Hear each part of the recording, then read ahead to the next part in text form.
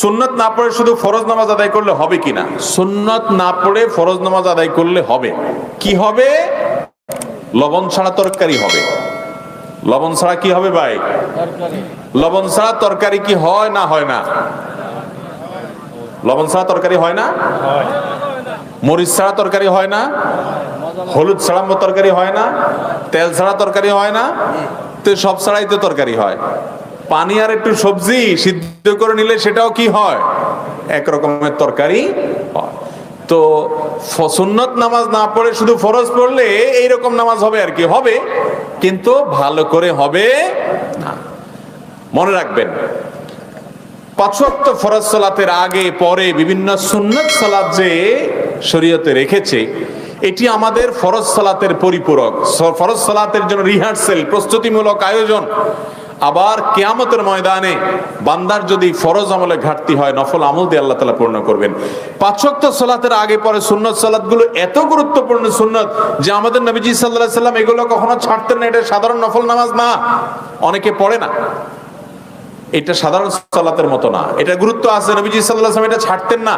একবার যোহরের আগের 4 রাকাত সুন্নাত মেহমান আসার কারণে বা কোনো একটা কারণে এঙ্গেজ হয়ে তিনি পড়তে পারেন নাই, তো পরে সেটা তিনি পড়েছেন। তার মানে এই সুন্নতগুলোকে তিনি সাধারণত বিনা কারণে একান্ত নিরুপায় হওয়া ছাড়তেন না। আপনার কখনো অসুবিধা, আপনি সফরে আছেন, তখন আপনি সুন্নত পড়লেন না, কিংবা আপনি এমন কোনো কাজে আছেন যে সুন্নত পড়ার টাইম নেই, তো আপনি শুধু ফরজটা পড়লেন, ইনশাআল্লাহ ওয়াক্তের ফরজ আদায় হবে।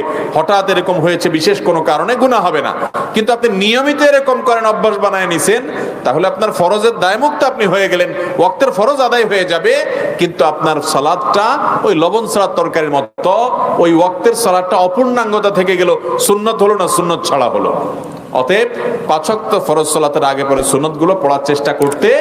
কিন্তু আবার এরকম যেন না হয় যে সুন্নত পড়ার সময় নাই, এই জন্য আমি নামাজই পড়বো না।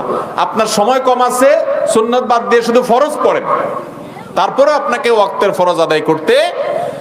ওয়াক্তের মূল রাকাত হলো ফরজগুলো, সুন্নতগুলো ওয়াক্তের মূল রাকাত না। যেমন আপনাকে যদি জিজ্ঞাসা করা হয় জোহরের সালাত কয় রাকাত, আপনি কয় রাকাত বলবেন?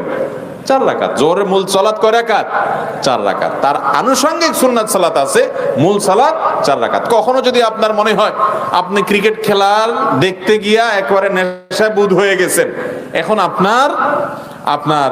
আপনার সুন্নত সহ আগে 4 রাকাত, পরে 2 রাকাত ফরজ সহ 15 মিনিট আপনি সালাত আদায় করবেন না, কারণ 1 ওভার বাকি আছে, মাত্র 6টা বল এর মধ্যে শেষ হয়ে যাবে।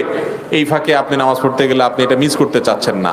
ঈমান যদি এত দুর্বল হয়, এই ফাসিকি চিন্তা ভাবনা যদি আপনার উপরে ভর করে, তাহলে কমপক্ষে 4 রাকাত ফরজ হলেও আপনি জামাতের সাথে পড়ে চলে যান, তারপরেও আপনি সুন্নত সহ পুরো প্যাকেজ পড়তে পারবো না, এই কারণে সালাতই পড়লেন না বা জামাতই তরক করলেন, এটা কখনো জায়েজ হতে পারে না। তাহলে খোলাসা কথা হলো, সুন্নত সালাত পড়ার চেষ্টা করতে হবে। কোনো বিশেষ কারণে কখনো বাদ গেল সেটা ভিন্ন কথা।